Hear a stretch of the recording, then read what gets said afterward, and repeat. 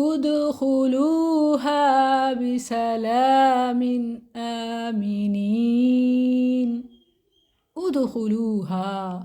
تم ان میں داخل ہو جاؤ، بسلام سلامتی کے ساتھ،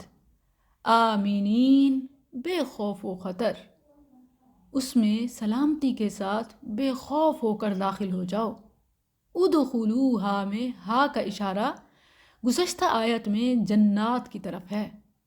ان المتقین فی جنات وعیون ادخلوها بسلام آمنین، بے شک متقی لوگ باغوں اور چشموں میں ہوں گے، انہیں یہ کہا جائے گا، اس میں ہر قسم کے آفات و مصائب سے سلامتی کے ساتھ، ایک دوسرے کو سلام کہتے ہوئے، فرشتوں کے سلام سنتے ہوئے، رب رحیم کے سلام کے ساتھ سلامتی کے گھر میں داخل ہو جاؤ۔ Having been told, enter it in peace, safe and secure۔ سورۃ الحجر آیت 46۔ اس قدر خوبصورت ماحول ہوگا،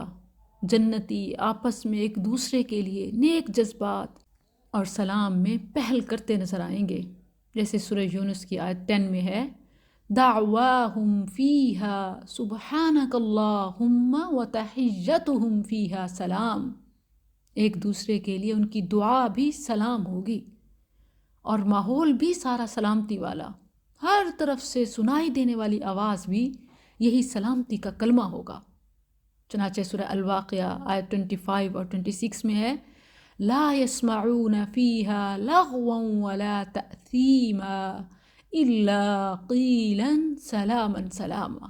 پھر فرشتوں کی طرف سے سلام پیش کیے جانے کا ذکر ہے، سورہ الرعد آیت 23 اور 24 میں ہے، والملائکۃ یدخلون علیہم من کل باب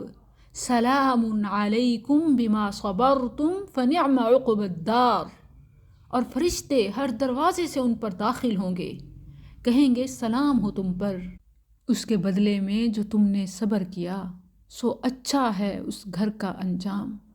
جنتیوں کا آپس میں ایک دوسرے سے سلام دعا کے بعد، فرشتوں کی طرف سے سلام قبول کرنے کے بعد، رب رحیم کی طرف سے سلامتی موصول ہوگی، جیسے یاسین 58 میں ہے، سلام قولا من رب الرحیم، مہربان رب کی طرف سے جنتیوں کو سلام کہا جائے گا۔ اور پھر جنت کا ایک نام ہی دار السلام ہے، سورہ الانعام آیت 127 ہے،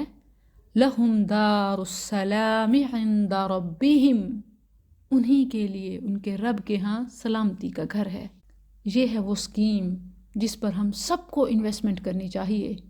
جہاں نہ کوئی خوف ہوگا، نہ کوئی غم ہوگا، بلکہ امن و سلامتی کا پیغام ہی ہوگا۔